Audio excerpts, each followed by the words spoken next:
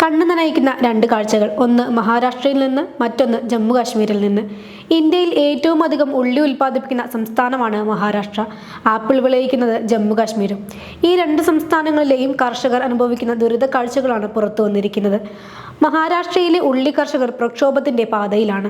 September 12 മുതലാണ് സംസ്ഥാനത്തെ ഉള്ളി കർഷകർ പ്രക്ഷോഭം ആരംഭിച്ചത്. 2200 മുതൽ 2500 രൂപ വരെ ഉൽപാദന ചെലവ് വരുന്ന ഉള്ളിക്ക് 800 മുതൽ 1000 രൂപ വരെ മാത്രമേ കിൻഡലിന് ലഭിക്കുകയുള്ളൂ എന്ന സാഹചര്യത്തിലാണ് അവർ പ്രക്ഷോഭത്തിൽ ഏർപ്പെട്ടിട്ടുള്ളത്. റാബി സീസണിൽ അമിത ഉൽപാദനമുണ്ടായെങ്കിലും ഉള്ളിയുടെ ഗുണനിലവാരം കുറവാണെന്ന് പറഞ്ഞ് സംഭരിക്കുന്നവർ പിറകോട്ടു പോയത് കാരണമാണ് കുറഞ്ഞ വിലയ്ക്ക് വിൽക്കുന്നതിന് കർഷകർ നിർബന്ധിതമാകുന്നത്.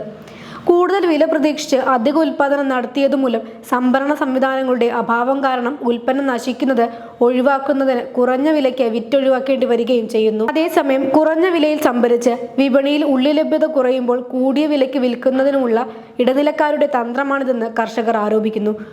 ഉള്ളി കയറ്റുമതിയിൽ കഴിഞ്ഞ കുറച്ച് വർഷങ്ങളായി സംഭവിക്കുന്ന ഇടിവും കർഷകർ നേരിടുന്ന പ്രധാന പ്രശ്നമാണ്. 2022-23 25.24 ലക്ഷം ടൺ ഉള്ളി കയറ്റുമതി ചെയ്ത് സംസ്ഥാനത്ത് പിന്നീടുള്ള 2 വർഷവും കുറവാണ് രേഖപ്പെടുത്തിയത്. കഴിഞ്ഞ വർഷത്തെ കയറ്റുമതി 11.47 ലക്ഷം ടൺ ആയിരുന്നു. ഏകദേശം പകുതിയോളം കുറവാണ് ഉണ്ടായത്. അതുകൊണ്ട് തന്നെ കയറ്റുമതി വർദ്ധിപ്പിക്കുന്നതിനുള്ള നടപടി സ്വീകരിക്കണമെന്നും ഏകീകൃത കയറ്റുമതി നയം ആവിഷ്കരിക്കണമെന്നുമാണ് കർഷകരുടെ പ്രധാന ആവശ്യം. ശക്തമായ കാലവർഷത്തെ തുടർന്ന് റോഡുകൾ തകർന്ന് ഗതാഗതം സ്തംഭിച്ചതിനാൽ ഉൽപ്പാദിപ്പിച്ച ആപ്പിൾ ഇതര സംസ്ഥാനങ്ങളിലേക്കും രാജ്യങ്ങളിലേക്കും കയറ്റി അയക്കാനാകാതെ നശിച്ചു പോകുന്നതാണ് ജമ്മു കാശ്മീരിലെ കർഷകർ നേരിടുന്ന പ്രധാന പ്രശ്നം. രാജ്യത്തെ മൊത്തം ആപ്പിൾ ഉൽപ്പാദനത്തിന്റെ 70% നടക്കുന്നത് ഇവിടെയാണ്. പ്രധാന കയറ്റുമതിയും ഇവിടെ നിന്ന് തന്നെ. സംസ്ഥാനത്തെ ഏകദേശം 35 ലക്ഷം കുടുംബങ്ങൾ ആപ്പിൾ ഉൽപ്പാദനവും വ്യാപാരവുമായി ബന്ധപ്പെട്ട് ഉപജീവനം കഴിക്കുന്നവരാണെന്ന കണക്കുമുണ്ട്. കനത്ത മഴയിലും വെള്ളപ്പൊക്കത്തിലും വിളനാശം സംഭവിച്ചതിന് പുറമെയാണ് ലഭിച്ച ആപ്പിൾ പോലും വിൽക്കാനാകാതെ നശിക്കുന്ന സ്ഥിതി ഉണ്ടായിരിക്കുന്നത്. 3 ആഴ്ചയിലധികമായി ഗതാഗത സംവിധാനം താറുമാറായി കിടക്കുന്നത് പരിഹരിക്കാൻ ദേശീയപാത അതോറിറ്റി തയ്യാറാകാത്ത സാഹചര്യത്തിൽ ഇവിടെയും കർഷകർ പ്രക്ഷോഭത്തിലാണ്. കയറ്റി അയക്കുന്നതിന് സാധിക്കാത്തതിനാൽ ആപ്പിൾ വിപണികളും ചെറുകിട സംഭരണ കേന്ദ്രങ്ങളും അടഞ്ഞുകിടക്കുകയാണ്. അതുകൊണ്ട് തന്നെ സ്വന്തമായി സംഭരണ സംവിധാനങ്ങളില്ലാതെ 100 കണക്കിന് ടൺ ആപ്പിൾ നശിക്കുന്നു. കർഷകർ റോഡിലുപേക്ഷിച്ച ആപ്പിൾ കൂനകൾ നശിക്കുന്ന ചിത്രങ്ങൾ സമൂഹ മാധ്യമങ്ങളിൽ വ്യാപകമാണ്.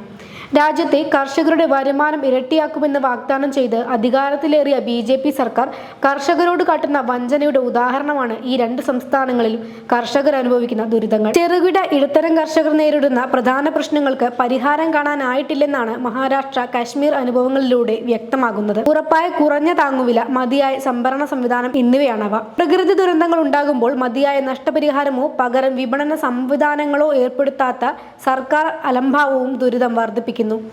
ആയിരക്കണക്കിന് കോടി രൂപയുടെ വരുമാനം കർഷകർക്കും സർക്കാരുകൾക്കും നൽകുന്നതാണ് കശ്മീരിലെ ആപ്പിൾ ഉൽപ്പാദനം. അതുകൊണ്ട് തന്നെ ഇവ സംഭരിച്ച് വിമാനത്തിലൂടെ മറ്റു സംസ്ഥാനങ്ങളിലേക്ക് എത്തിക്കുന്നതിനുള്ള സജ്ജീകരണങ്ങൾ കേന്ദ്ര സർക്കാരിന് ചെയ്യാവുന്നതാണ്.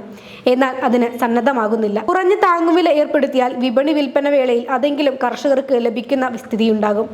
അതുപോലെ തന്നെയാണ് കർഷക രംഗത്ത് പ്രവർത്തിക്കുന്ന വിവിധ സ്ഥാപനങ്ങളെ ഉപയോഗിച്ച് സംഭരിക്കുകയും സൂക്ഷിക്കുകയും ചെയ്യുന്നതിനുള്ള സജ്ജീകരണങ്ങൾ ഒരുക്കുകയെന്നത്. National cooperative consumers federation of India, national agriculture cooperative marketing federation of India limited എന്നിവയെ ഉപയോഗിച്ച് ഉൽപ്പന്നങ്ങൾ വാങ്ങുകയും സംഭരിക്കുകയും തുടർന്ന് വിപണിയിൽ വിൽക്കുകയും ചെയ്യുന്നതിനുള്ള നടപടികൾ ഫലപ്രദമായി ആവിഷ്കരിച്ചാൽ തന്നെ പ്രശ്നത്തിന് ഒരു പരിധിവരെ പരിഹാരമുണ്ടാകുമെന്നാണ് കർഷകരുടെ നിർദ്ദേശം. ഒരു സംസ്ഥാനം ഇതര പ്രദേശങ്ങളുമായി ബന്ധം വിച്ഛേദിക്കപ്പെട്ടിട്ട് 2 ആഴ്ചയിലധികമായിട്ടും പ്രതിവിധിക്ക് ദേശീയപാത അതോറിറ്റിക്ക് ആയില്ലെന്നതാണ് ജമ്മു കാശ്മീരിലെ കർഷക പ്രശ്നത്തിന്റെ മുഖ്യ കാരണങ്ങളിലൊന്ന്.